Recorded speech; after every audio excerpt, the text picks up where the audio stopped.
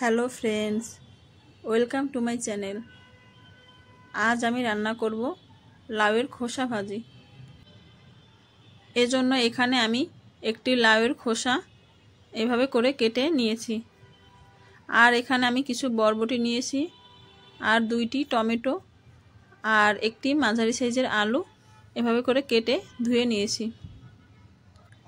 এবার চুলায় একটি ফ্রাই প্যান বসিয়ে নিয়েছি। এবারে এতে আমি তেল দিয়ে দেব।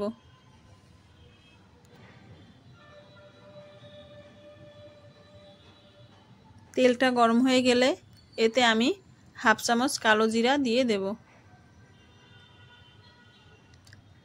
এবারে এতে আমি একটি বড় সাইজের পেঁয়াজ কুচি দিয়ে দেব। পেঁয়াজগুলোকে আমি হালকা করে ভেজে নেব। আজকে আমি রুই মাছের ডিম দিয়ে লাউয়ের খোসাগুলো ভাজি করব। এজন্য এখানে পেঁয়াজটা হালকা একটু ভাজা হয়ে গেলে এর ভিতর আমি এক টুকরা মাছের ডিম দিয়ে দেব।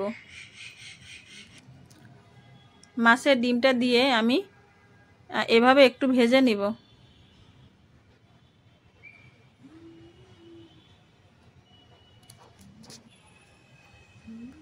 মাছের ডিমগুলোকে আমি এভাবে করে ভেঙে নেব।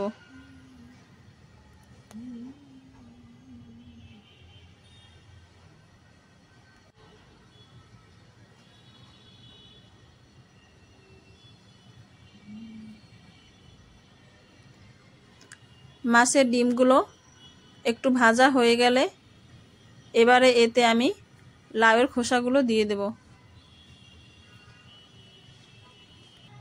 এখানে আমি লাউয়ের খোসার সাথে আলু, টমেটো, বরবটি সবগুলো সবজি একসাথে রেখেছিলাম, সবগুলো দিয়ে দেব।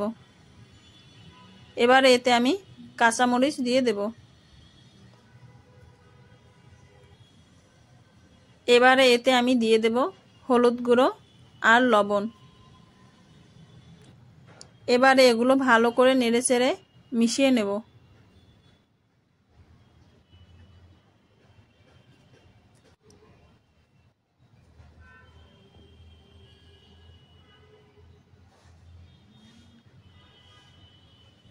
ভালো করে মেশানো হয়ে গেলে এবারে একটি ঢাকনা দিয়ে ঢেকে রাখব। সবজিগুলো সিদ্ধ হওয়ার জন্য আমি আলাদা কোনো জল ব্যবহার করব না। মিডিয়াম আঁচে ঢাকনা দিয়ে ঢেকে রাখব। 5-7 মিনিট পরে আমি ঢাকনাটি তুলে নেব। এবার আমি আবার ভালো করে নেড়েচেড়ে দিব।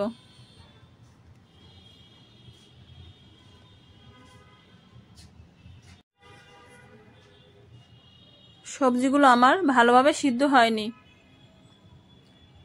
এজন্য আমি আবার ভালো করে নেড়েচেড়ে মিশিয়ে আবার 4-5 মিনিটের জন্য ঢাকনা দিয়ে ঢেকে রাখব।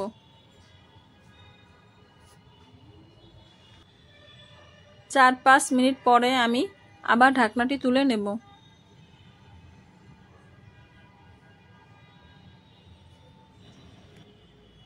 সবজিগুলো আমার ভালো করে সিদ্ধ হয়ে গেছে, আর আমি ঢাকনা দিয়ে ঢেকে রাখব না।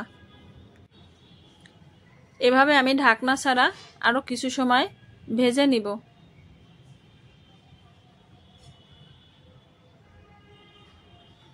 সবজিটা আমার ভাজা হয়ে গেছে। এই পর্যায়ে এতে আমি কিছু ধনেপাতা কুচি দেব। ধনেপাতা দিয়ে আমি আরও 3-4 মিনিট রান্না করে নেব।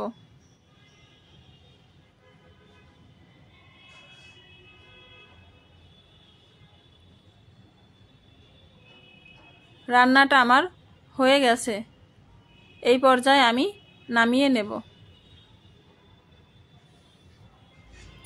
মাছের ডিম দিয়ে লাউয়ের খোসা এভাবে ভাজি করলে খেতে অনেক ভালো লাগে।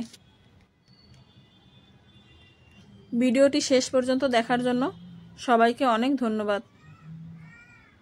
আমার ভিডিওটি আপনাদের ভালো লাগলে ভিডিওটিতে লাইক, কমেন্ট ও শেয়ার করে দিবেন।